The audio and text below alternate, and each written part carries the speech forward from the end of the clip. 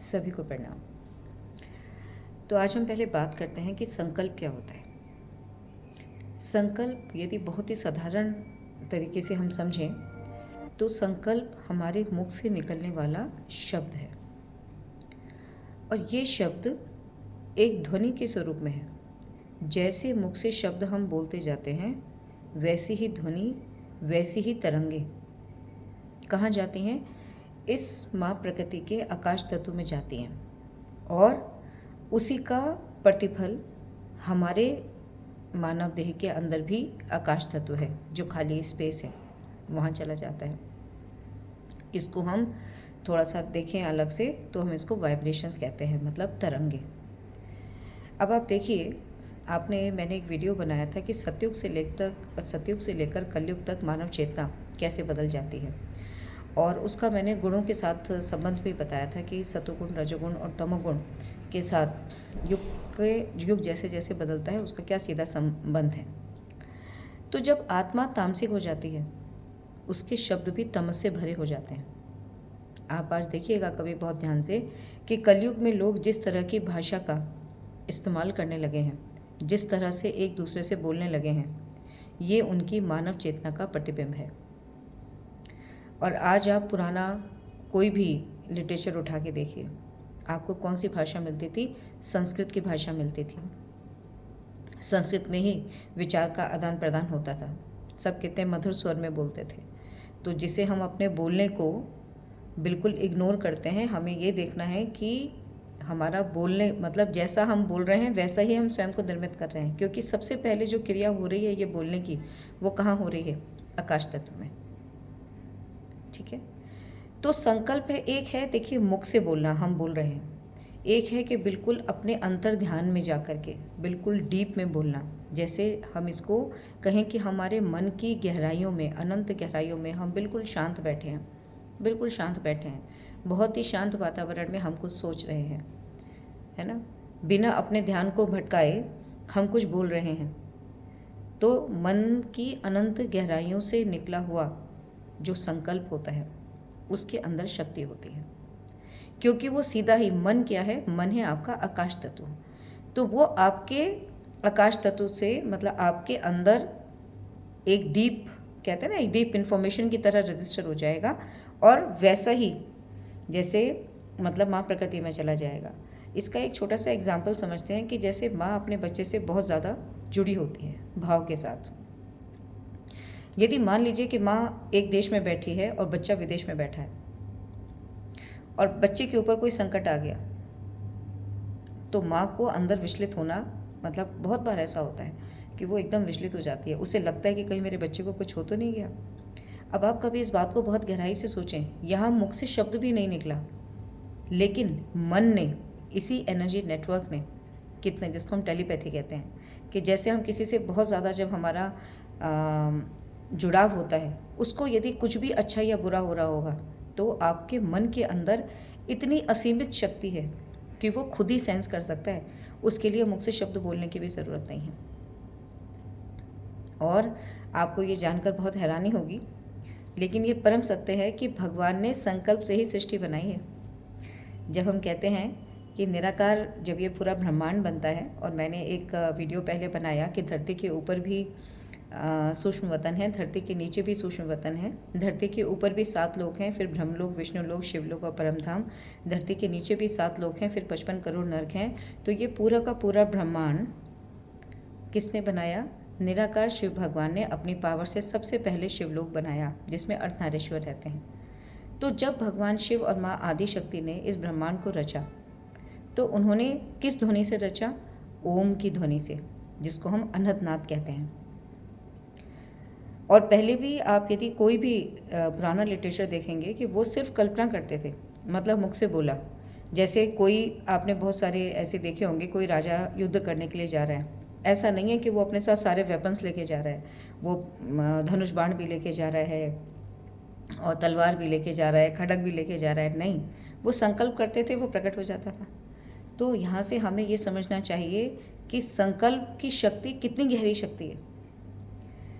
जब भगवान शिव ने अपने इस पूरे ब्रह्मांड की रचना की, तो जो जो वो बोलते गए वो तुरंत सिद्ध होता चला गया। ये है संकल्प की शक्ति। जो बोला तुरंत हुआ। किसी भी चीज़ का प्रकट हो जाना, जैसे हाथ में उन्होंने किसी एक दिव्य अस्त्र का आवाहन किया, वो आवाहन होकर तुरंत ही उनके हाथ में आ गया। अब हम आज की तारीख में, आज की जो मानव चेतना है वो सोचेगी ये कैसे होगा, ये सब तो ऐसा कभी हो ही नहीं सकता। नहीं, ऐसा हो सकता है, क्योंकि संकल्प की शक्ति का भी सीधा और गहरा संबंध आत्मा की शक्ति से है। यहाँ पर क्या हो रहा है, एक चीज़ व्यक्त स्वरूप में है, मतलब जब वो हाथ में आपके बाण के स्वरूप में है, बाण आपके हाथ, आपने कहा कि ये पर्टिकुलर बाण आ जाए, आप ब्रह्मास्त्र चलाना चाहते थे, कोई राजा, उन्होंने कहा ब्रह्मास्त्र आ जाए, तो ब्रह्मास्त्र आ गया। वो ब्रह्मास्त्र कहीं पर था, लेकिन क्या हुआ, उसकी ट्रांसफॉर्मेशन स्टेट हो गई, मतलब अव्यक्त से वो व्यक्त बन गया। वो एनर्जी के स्वरूप में था और वो अब व्यक्त बन गया। व्यक्त बन गया मतलब कि अब वो फिजिकल फॉर्म में उनका आवाहन करने पर हाथ में आ गया। तो हमें ये समझना चाहिए कि संकल्प की शक्ति वो शक्ति है जो ऊर्जा से भरपूर है। तो ओम की ध्वनि से जहाँ पूरा ब्रह्मांड एक दूसरे से पूरा का पूरा जुड़ा हुआ है, वहाँ हम संकल्पों से सब कुछ जुड़े हुए हैं। आपको ये जानकर भी बहुत हैरानी होगी कि जिस दिन ये चैतन्य शक्ति अपने ईश्वर से अलग होती है, उस दिन से लेकर आज तक की अनंत जन्मों की, अनंत काल की यात्रा में उसने जो जो बोला वो सब का सब इस पूरे ब्रह्मांड के अंदर रिकॉर्डेड है आकाश तत्व में। आज भी यदि भगवान श्री कृष्ण ने गीता कही थी ना, कुरुक्षेत्र में जाकर के उन्होंने गीता का ज्ञान युद्ध स्थल में ही दिया था, तो आज यदि ऐसे डिवाइस बनाए जाएं कि हम उस टाइम पीरियड के अंदर जाएं, तो भगवान श्री कृष्ण ने आज उस स्थान पर खड़े होकर जो जो शब्द बोले, जो जो गीता में, ओरिजिनल गीता जिसे कहेंगे, जो भगवान के मुखारबिंद से निकली, उस गीता में जो जो शब्द कहे उसको पढ़ा जा सकता है। ये है संकल्प की शक्ति। तो हमें इन बातों को समझना चाहिए, क्योंकि हमारे संकल्प बहुत ही ज़्यादा मायने रखते हैं। और मैं इसको थोड़ा सा और बताऊंगी कि जैसे मसारू इमोटो एक साइंटिस्ट हुए, he was a Japanese scientist. उन्होंने क्या किया, उन्होंने वाटर मॉलिक्यूल के ऊपर कुछ एक्सपेरिमेंट्स किए। उन्होंने क्या किया, ही जस्ट एक ग्लास में पानी लिया और उन्होंने पानी से बात करनी शुरू करी। जैसे उन्होंने पानी को बहुत ही प्यार से वाइब्रेशंस दिए कि पानी प्यार से भरा है, शांति से भरा है, करुणा से भरा है, और खूब मतलब मन के भाव उसमें डालते हुए उन्होंने क्या करा, उस पानी के ड्रॉप को लिया, उसका क्रिस्टल बनाया और डार्क फील्ड माइक्रोस्कोप होता है एक, उससे उन्होंने उसकी इमेजिंग की। आप यदि गूगल पे डालेंगे वाटर इमेजेस तो आपको मिल जाएगा। उन्होंने देखा कि वाटर ने, जिसका केमिकल स्ट्रक्चर H2O होता है, उसने बहुत ही ब्यूटीफुल ज्योमेट्रिकल स्ट्रक्चर्स बना लिए। उनकी रिसर्च पे किसी ने बिलीव नहीं किया, इसलिए वो कोई साइंटिफिक पेपर पब्लिश नहीं कर पाए। उन्होंने अपना सारा काम बुक की फॉर्म में पब्लिश किया और उन्होंने ये कहा कि वाटर के अंदर मेमोरी है, मतलब वाटर के अंदर भी अपनी याददाश्त होती है। ये एक साइंटिफिक एविडेंस था। वो एक्सप्लेन नहीं कर पाया उसका रीज़न, लेकिन इसका रीज़न यही है कि जब हम अपने मुख से कोई शब्द बोलते हैं, वो एनर्जी की फॉर्म में माँ प्रकृति की एनर्जी की फॉर्म से जुड़ता है, और वो वाइब्रेशंस क्योंकि हम पानी को दे रहे थे, तो वो एनर्जी की 2 तरंगें मिलकर पानी में चली गई। तो जब हम प्यार, लव, जितनी भी हाई एनर्जी वाइब्रेशंस हैं, जब हम पानी को दे रहे हैं तो क्या कर रहा है, पानी उस हाई एनर्जी को एब्जॉर्ब कर रहा है।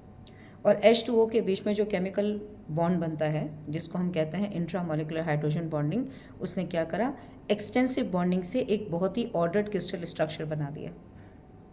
ये डायरेक्ट एविडेंस है आपकी संकल्प की शक्ति का। और ठीक दूसरी तरफ उन्होंने पानी को लिया और उसको कर्ज किया, तुम बहुत बुरे हो, नफ़रत वाले शब्द, गुस्से वाले शब्द पानी को हाथ में लेके बोले। जब उन्होंने सेम प्रोसेस उसके साथ पे किया तो उन्होंने देखा कि वो पानी का जो स्ट्रक्चर था वो टूटा फूटा था। आज जितने भी बीमार लोग हैं, यदि उनके ब्लड के सैंपल को निकाल करके उसे भी क्रिस्टलाइज करके आप उसका स्ट्रक्चर देखेंगे तो वो बिल्कुल ही टूटा फूटा डिस्टॉर्टेड स्ट्रक्चर है। कभी सोच के देखिए कि हमारे अंदर 70 से 80% हर ह्यूमन बॉडी के अंदर पानी ही होता है, और तो हमारा व्यवहार और हमारे संकल्प कितने शुद्ध और पवित्र होने चाहिए। जितना हम अपने मनसा वाचा कर्मणा से पवित्र होते चले जाएंगे, हमारे अंदर ही, मैंने एक बात दरबार से बहुत अच्छी सीखी। मैंने पहली बार ये चीज़ सीखी कि हमारे जो मुख से निकलने वाले शब्द हैं वो भी हमारी आंतरिक ऊर्जा जैसी है, उसी के ऊपर डिपेंड करते हैं। जैसे हमें गुस्सा आता है, हमारा बोलने का तरीका एकदम बदल जाता है। हमें नफ़रत होती है, हम घृणा, चिढ़, एकदम से अनियंत्रित हो जाते हैं, बोलने लगते हैं कुछ भी। हमारे अंदर यदि नकारात्मकता नहीं है तो हमारे मुख से नकारात्मक शब्द निकल नहीं सकता, क्योंकि ये मतलब गुरुदेव ने एक बार बताया था कि जो हमारे चारों ओर एनर्जी फील्ड है और जो हमारी इनर एनर्जी फील्ड है, मतलब बाहर की ऊर्जा की तरंगे और अंदर की ऊर्जा की तरंगे, जब हम कुछ बोलते हैं तो ये बहुत ही फास्ट रेट से एक्सचेंज होती हैं, जिससे संकल्प जनरेट होता है। तो हम जो कुछ भी सोच रहे हैं, सोचिए कि कुछ भी हम बोल रहे हैं अभी इस समय में, तो ये क्रिया के रूप में हो रहा है, ऑटोमेटिक हो रहा है, बहुत ही फास्ट तरीके से हो रहा है। तो आज मैं देखती हूँ कि बहुत सारी ऑर्गेनाइजेशन सिर्फ संकल्प की बात करती हैं कि आप सोचो कि मैं शांतिपूर्वक हूँ। आपके अंदर शांति नहीं है तो आप कभी भी शांति स्वरूप नहीं हो सकते। शांति आत्मा का ओरिजिनल गुण है, लेकिन वो शांति का आत्मा का ओरिजिनल गुण तब प्रकट होगा जब वो आपके आचरण में होगा। जब आप हर किसी को शांति देने वाला बन जाएंगे तब वो आपके अंदर शांति होगी। तब आप सबको प्यार देने वाला, करुणा देने वाला, शांति देने वाला, सबके साथ सहानुभूति देने वाला, सबको सहयोग करने वाला, सबको क्षमा करने वाला, ये सब जब हमारे आचरण के अंदर आ जाएगा तब हम ईश्वर के गुणों को धीरे धीरे धीरे धीरे धीरे धीरे धीरे अपने अंदर समाते चले जाएंगे। और एक दिन ऐसा आएगा इसी रास्ते पर चलते चलते कि हमारी भी संकल्प शक्ति जागृत हो जाएगी और उसी संकल्प शक्ति के माध्यम से हम अपने परमपिता के करीब पहुंच जाएंगे। जब हम उनके गुणों को अपने गुणों के मतलब जो उनके गुण हैं जब हमारे आचरण के अंदर आ जाएंगे तो हम उन्हीं के समान बन जाएंगे। और जब उनके समान बन जाएंगे तो हमें कोई ध्यान लगाना नहीं पड़ेगा, हमारा ऑटोमेटिक ध्यान लगा रहेगा। तो सोचिए कि कितनी सुंदर व्यवस्था है। मतलब आज हम बीमारियों की, इन सब चीज़ों की बातें करते हैं, ट्रीटमेंट की बातें करते हैं, लेकिन भगवान इतने प्यारे हैं कि उन्होंने हमारा सर्जन सिर्फ ऐसे इतने प्यार से किया कि बेटा तुम बोलोगे, जो इच्छा करोगे वो पूरी हो जाएगी। ये शक्ति है हमारे अंदर, ये शक्ति है हमारे इस जीवन की, हमारी इस चैतन्य शक्ति के अंदर इनफाइनाइट पोटेंशियल है। लेकिन बस क्या है कि अंदर नकारात्मकता बहुत संचित है, बहुत अलग अलग रूपों में संचित है। तो अभी मैं नेक्स्ट वीडियो के अंदर आपको ये बताने का प्रयास करूँगी, जितने भी मैंने पहले वीडियोस बनाए हैं उनका आधार लेते हुए, कि आज हम ये जान लें कि हम अपने अंदर जितनी नकारात्मकता हमने संचित कर रखी है, वो नकारात्मकता हमारा कर्म बंधन भी है, वो हमारा कर्म भोग भी है। तो कितनी तरह की कर्म बंधन और कर्म भोग हम अपने अंदर संचित किए बैठे हैं अनंत जन्मों से। कब से? जब से ये चैतन्य शक्ति ईश्वर से अलग हुई थी सबसे पहली बार, तब से लेकर आज तक। और मैं आपको यहाँ ये भी बता दूँ कि एक ब्रह्मांड की आयु ब्रह्मा जी के 100 साल होती है, जिसमें से कलयुग का जो टाइम पीरियड होता है वो 4,32,000 साल होता है, जैसा कि शास्त्रों में भी लिखा है। और भी बहुत दिव्य ज्ञान इस धरती पर आ चुका है, वहाँ से भी हमें ये इन्फॉर्मेशन मिलती है, बेहद का ज्ञान। और वो हमें ये भी बताते हैं कि जितना टाइम पीरियड कलयुग का है उससे डबल त्रेता, उससे डबल द्वापर और उससे डबल सतयुग। और ये जो सतयुग, त्रेता, द्वापर, कलयुग 4 युगों की यात्रा है, ये तो सिर्फ इस पृथ्वी की यात्रा है, लेकिन पृथ्वी के ऊपर भी 7 लोक हैं। तो जब ये ब्रह्मांड बना होगा उस समय से लेकर के जब ये चैतन्य शक्ति अलग होती है, तब से मनसा वाचा कर्मणा के नियम के अनुसार वो जहाँ जहाँ जिस जिस लोकों में जिन जिन जगहों पर रही, जहाँ जहाँ उसने अपना समय बिताया, जिस परिवार के साथ, जिन सगे संबंधियों के साथ रही, तो कैसा स्मृतियों का भंडार उसके अंदर संचित है जो उसका अवचेतन मन बनाता है। इसके ऊपर भी मैंने एक वीडियो बनाई है कि अवचेतन मन हमारा स्मृतियों का भंडार है। तो हमें ये समझना पड़ेगा। ये बात मैं आपको इसलिए बता रही हूँ कि दरबार से जुड़कर मैंने जाना कि दरबार चिकित्सा की जो पद्धति बता रहा है वो तो सबको एक जैसी बता रहा है, लेकिन इफ़ेक्ट सबके ऊपर अलग अलग हो रहा है। तो ये बात मैंने यहाँ पर इसलिए कही ताकि बहुत सारे लोगों को ये रहता है कि हमने ये कर लिया, हमने ये कर लिया, हमें ये फ़र्क आया, दूसरे में ये फ़र्क नहीं आया। तो उनको आने वाले वीडियोस में इसका आंसर ज़रूर मिल जाएगा। प्रणाम।